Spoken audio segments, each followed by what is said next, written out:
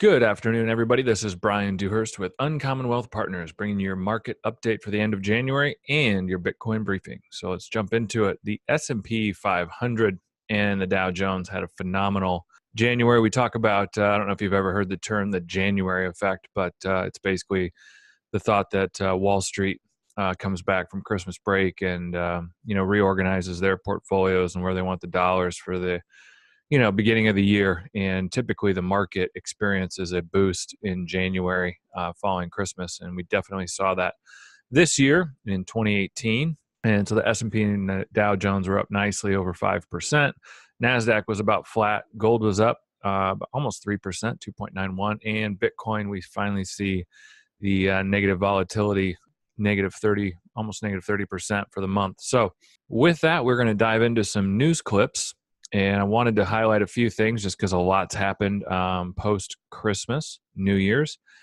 We got the tax reform at the end of last year, 2017. But Congress has 2 weeks to fund the government and really about 3 working days. So February 8th, they've got to get this thing figured out. And I just thought the picture of Paul Ryan, Mitch McConnell, and Frank Schumer were just hilarious, and just Mitch McConnell's look on his face. These are the people we're kind of trusting with our government. It's kind of scary. So with that, then you have these 3 guys that Amazon, Berkshire Hathaway, and JP Morgan. We have Jeff Bezos, Warren Buffett, and Jamie Dimon coming together to create a new healthcare company to lower their own employee healthcare costs. And I'm sure, knowing these 3 gentlemen, that it will probably be made available to the broader marketplace, which is good. We hear people all the time paying like almost a mortgage payment a month for health insurance. It's just kind of ridiculous. So when we look at that compared to our, home and auto insurance, which is, probably less than $250 for both for most of our listeners a month, we can see how inflated healthcare has become. So the other thing that I wanted to highlight down here, Disney giving a bonus to 125,000 people because of the tax reform windfall. I know Trump said in the State of the Union that over like 3 million employees have now gotten a bonus because of the tax reform. We've reported to some employees have been told by their employer that their paychecks should go up couple $100 a month based on every 50,000 you make. So yeah, that's positive. We want to see wage growth. Wage growth is what helps us and our economy grow organically, I would say, and not just from the Fed printing money, but we need to see wage growth, and we're seeing that. So that's a good thing. And then down here, I just thought this was interesting. First ever self-driving delivery on public roads. These groceries dropped off in the Bay Area. There is a driver in the car. He's a standby. He's not actually doing anything. Think about that job. But the car, just does all the work. Yeah, so it's coming. And their goal is to have 1,500 of these vehicles on the road by 2021, I believe. So about 3 years away. And now you see why Jeff Bezos and Amazon bought Whole Foods. So that's what's coming. Our cars are going to drive themselves, and it's already happening. So I think that's why we are definitely bullish on technology and AI, artificial intelligence, and driverless technology. So with that, now we're going to jump into the charts. This is the S&P 500 index on a monthly chart. Again, I know this last week we saw some bigger negative volatility. We didn't experience that on the monthly chart. We will get into the daily chart to zoom in on that for you. But as of right now, all of our indicators look positive, and the market continues to look healthy and set new highs, as you see that on the chart with the blue candles and up here. And now we still have all of our green dots, and we're setting new highs with the light teal bars, which historically has led to higher prices. So we should be open to higher prices, and I'd say we should be open to lower prices, and we'll get into that. But obviously, the market has been up quite a bit, and so to see or experience a pullback here would actually probably be healthy. I know that sounds weird, but it would be. And so again, this chart, this is our red light, green light, yellow light chart. We got another green light above the moving average, 21-day moving average. And so that looks healthy. And our wavy lines, our spaghetti lines chart, this shows our moving averages. We still have price on top on the monthly chart setting new highs. That's bullish. and everything's fanned out the way we want to see it. So again, we should continue to be open to higher prices and open to lower prices. We'll get into that. Wanted to show the NASDAQ here. This is the NASDAQ 100 index, just with me highlighting technology and the news articles and some of the things coming out. This index is setting new highs as well. Blue bars above the white line, all of our green dots, very steady, consistent. Teal bars down here on our squeeze indicator, showing really nice momentum growth in the NASDAQ. So with that, again, you should just be open to higher prices. And we do think technology is a place to have money as part of an overall plan and portfolio. So with that, though, let's dive into the daily chart. Like I said in the last video, if we're going to see price weakness or the market turn negative, we will pick that up on the daily chart first. And you kind of see that in here. The last time we really had any pullback or buying opportunity to buy at lower prices in the S&P, as you can see, was back in August of last year. So we've been on a nice run. And that's why I do think we could see a pullback like this on the chart. I'm not nervous about a massive decline or depression or anything like that. Interest rates are still low. The economy is doing well. People are experiencing wage growth, that type of thing. But yeah, we saw some weakness back in here and back in here. But I think the cool thing to note is if you did want to look or trade this potential weakness in the market, these charts give us a clear indication of when that might be over. And you can kind of see the green arrows here. You can see the blue candle now back above the white line. And you can see our squeeze indicator showing us upward momentum.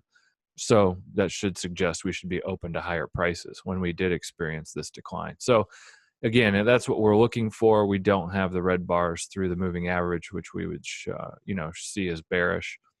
And these green lines can only be activated once the red candles have hit this lower bound white line. So the analogy I used kind of, I think, in one of the past videos is kind of like bumper bowling. The red arrows are activated when it hits the upper bumper and the green on the lower bumper. And so you can kind of see up here, even though we've gotten two red bars or candles, if you will, it's still above the white line and still quite a bit of ways from the bottom bumper. So that's what we're monitoring. Again, we should see what happens here in February, but we've had a nice January effect in the S&P and the Dow. Now on the NASDAQ chart, this is the daily as well. I wanted to zoom in.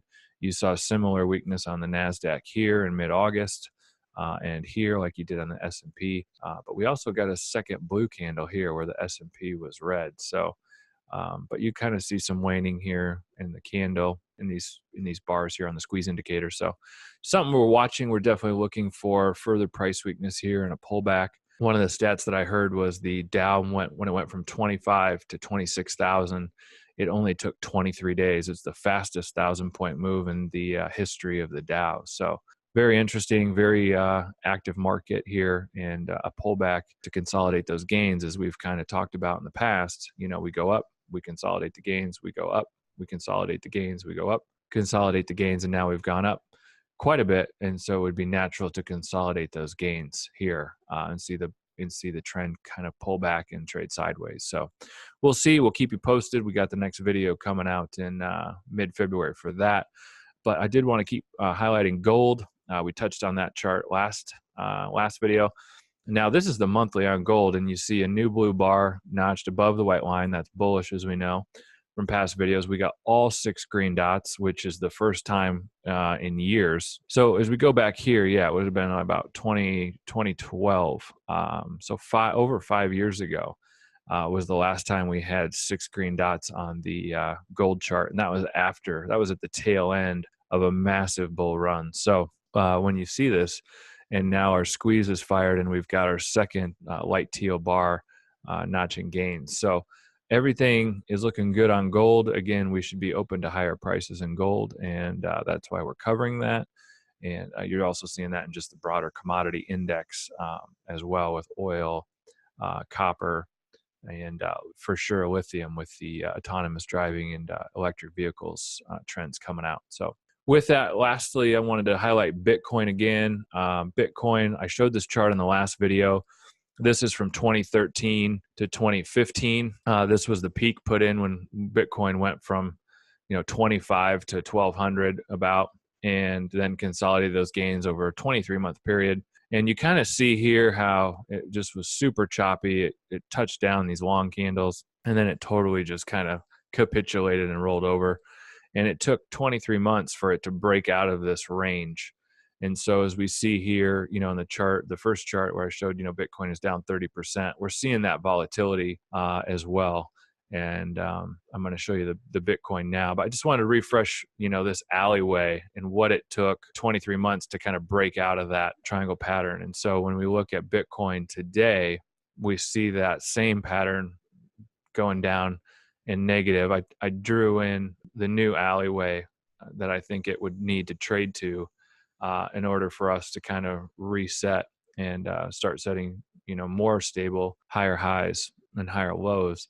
And so that's showing you a range of about 8,000 to 4,000. So I wouldn't be surprised to see Bitcoin trade down to easily 5,000 or 6,000 here. Now, I know on the chart it showed down about 30%. I'm shooting this video in the morning on February 1st before the market opens. So Bitcoin doesn't stop trading. So for the first slide was about 10,000 or so, but overnight we lost another almost 10%. So that's why you're seeing the 9,300 on there for Bitcoin today. But yeah, so I'd see Bitcoin having further weakness here. It's just going to take time to consolidate the gains that we had up to 20,000.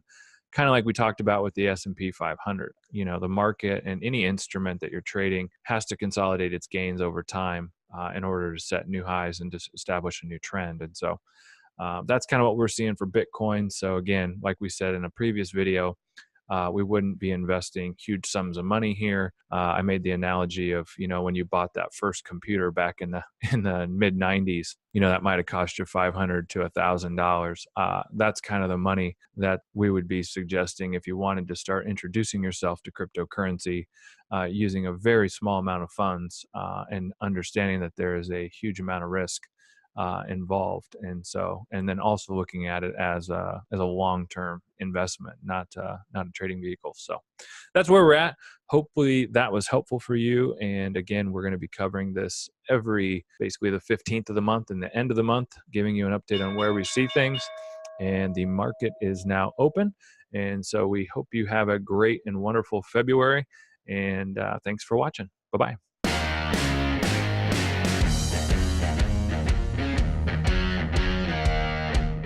Material in this video has no regard to the specific investment objectives, financial situations, or particular needs of any viewer. This video is presented solely for informational purposes and is not to be construed as a solicitation or an offer to buy or sell a security or any other related financial instruments.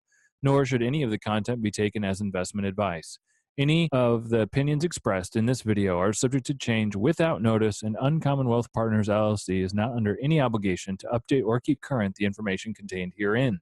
Uncommon Wealth Partners LLC and its respected officers and associates or clients may have an interest in the securities or derivatives of any entities referred to in this material.